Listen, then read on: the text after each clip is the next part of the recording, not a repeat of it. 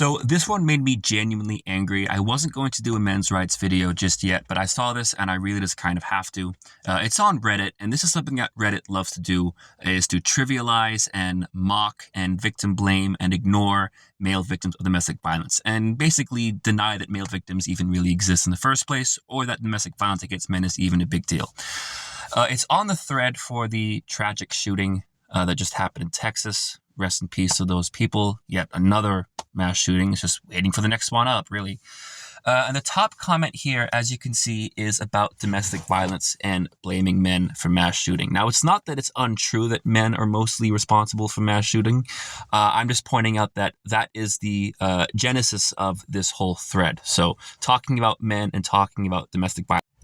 So let's go to some of the comments. And, this is just so depressing and disheartening to see all these upvotes. It's 2023, and this is still the attitude we have towards male victims. As someone that's been stabbed by a woman, this really made me angry, because this is why male victims have a difficult time speaking up and being taken seriously, because of people like this.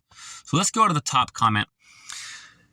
But the Red Pill documentary said that abuse is roughly 50-50 between genders. How can this be? Why are women not also 50% of mass killers? Curious. And they obviously mean that sarcastically, and they obviously mean to attack the Red Pill documentary, which is a great documentary, by the way.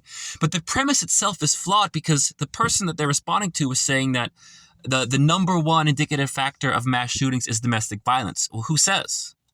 Just because most mass shooters are male doesn't mean that it's linked to domestic violence. So already the premise is flawed. But the Red Pill documentary did a very good job of looking at numerous studies that showed that rates of domestic violence are roughly 50-50. Some are skewed 40-60, some are skewed 30-70 in either direction, but it is roughly 50-50. Now the next comment, it's easy to make it 50-50 when you compare punching your wife to nagging your husband as abuse.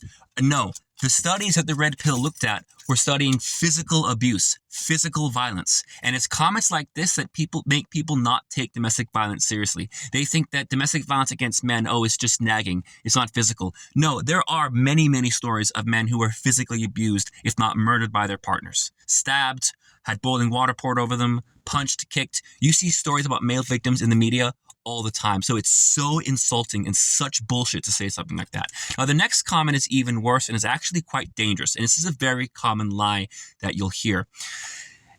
And when you consider reactive abuse, hitting back when being hit abuse. So in other words, victim blaming, assuming that when women are violent, it's only in self-defense. So if you ever hear a man complain about domestic violence, you should assume he's the real abuser. That way of thinking is actually dangerous, because it teaches people to assume that male victims are liars and actually abusers. So we ignore male victims or even victim blame them. So that's why that comment bothers me the most. And then below that, in my experience, it's more often she got mad and started sissy punching me in the chest, so I choked her until she passed out.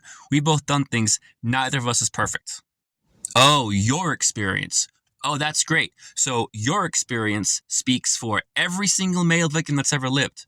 So every single man who claims he's the victim is actually lying, and you know this because of your experience. This is why we need the men's rights movement.